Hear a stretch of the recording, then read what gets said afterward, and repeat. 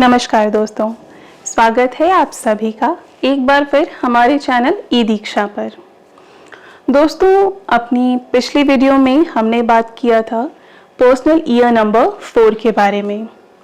तो उसी क्रम को आगे बढ़ाते हुए आज हम बात करने वाले हैं पर्सनल ईयर नंबर 5 के बारे में। जानेंगे कि पर्सनल ईयर नंबर 5 इसकी क्या विशेषताएं हैं, वो कौन सी बातें हैं जिनका हमें विशेष ध्यान रखने की ज़रूरत है और ये साल हमारे लिए क्या लेकर आने वाला है। तो दोस्तों, आप में से जिन किसी का भी आने वाला साल या कोई भी साल जिसके बारे में भी आप जानना चाहते हैं, यदि वो पर्सनल ईयर नंबर 5 पे आता है, विच आई एम श्योर कि अब तक आप लोगों ने अपना पर्सनल ईयर नंबर निकालना तो सीख ही लिया होगा। तो दोस्तों, जो पिछला साल रहा होगा यानी कि पर्सनल ईयर नंबर 4, उसने आपकी लाइफ में कई सारे चेंजेस लेकर तो आए ही होंगे। एक तरह से यूं समझ लीजिए कि पर्सनल ईयर नंबर 4 यानी कि जो गुजरा साल था, उसने आपको चेंजेस से यूज्ड टू तो करवा ही दिया होगा। सो गेट रेडी, क्योंकि पर्सनल ईयर नंबर 5 ये आपकी लाइफ में कई सारे चेंजेस लेकर आने वाला है और छोटे मोटे नहीं, कई बड़े चेंजेस लेकर आने वाला है, बट ऑल फॉर गुड। इसके सामने तो पिछले साल के जो चेंजेस रहे होंगे वो आपको कुछ लगेंगे ही नहीं, बहुत ही मामूली से लगेंगे।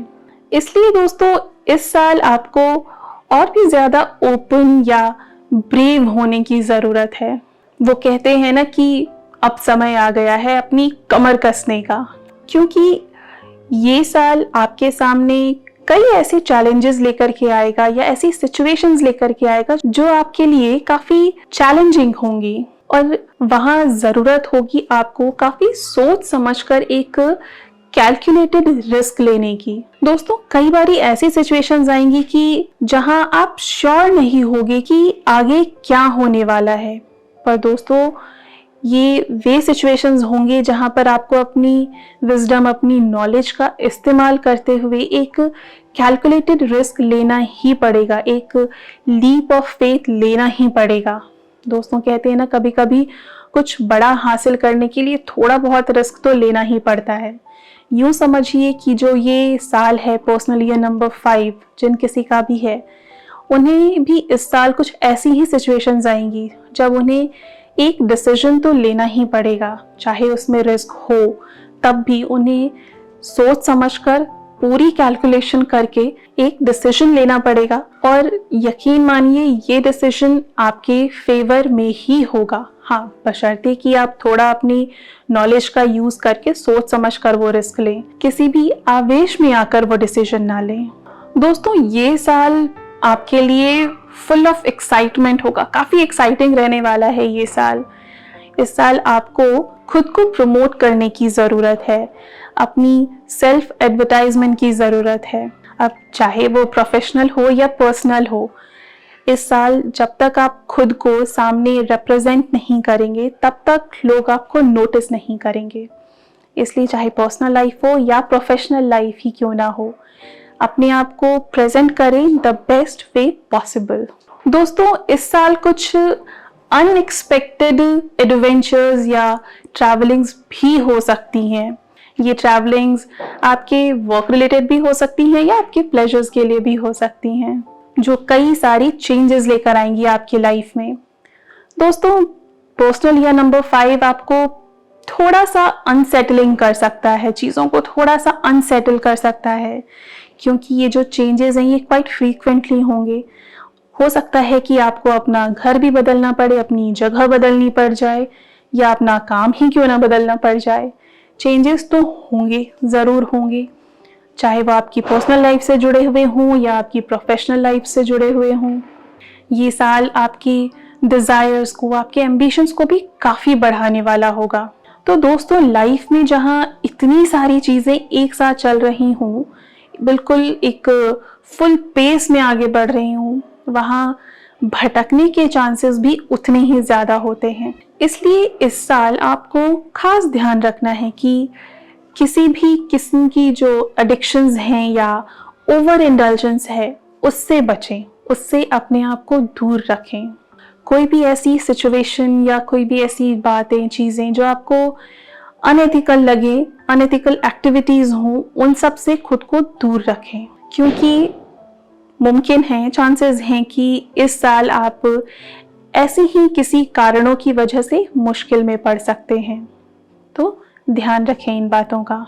Be very careful and discriminatory of your choices. Do not get tempted by anything.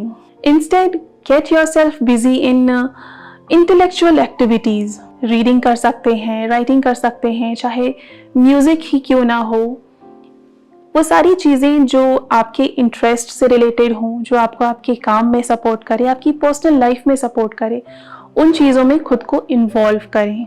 ये साल आपकी कम्युनिकेशन के लिए भी बहुत अच्छा है। स्पेसिफिकली जितने भी हमारे आजकल के कम्युनिकेशन के मीडियम हैं, चाहे वो सोशल मीडिया हो, प्रिंट मीडिया हो, एडवर्टीजमेंट हो, ये सारे जितने भी आयाम हैं, ये सभी आप अपनी सेल्फ प्रमोशन के लिए यूज़ कर सकते हैं। ये आपके फेवर में रहेंगे।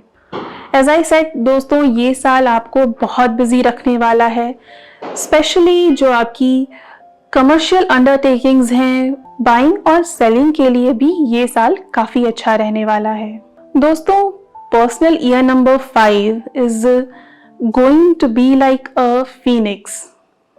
वो कहते हैं ना कि फीनिक्स अपने राख से दोबारा जन्म लेते हैं। ठीक वैसे ही ये साल आपके लिए भी एक रीबर्थ जैसा होगा।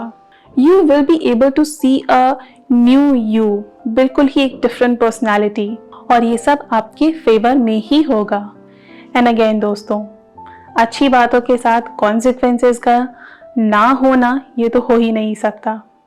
हर बात अपने साथ कुछ न कुछ प्रिकॉशनरी मेजरमेंट्स तो लेकर आती ही है।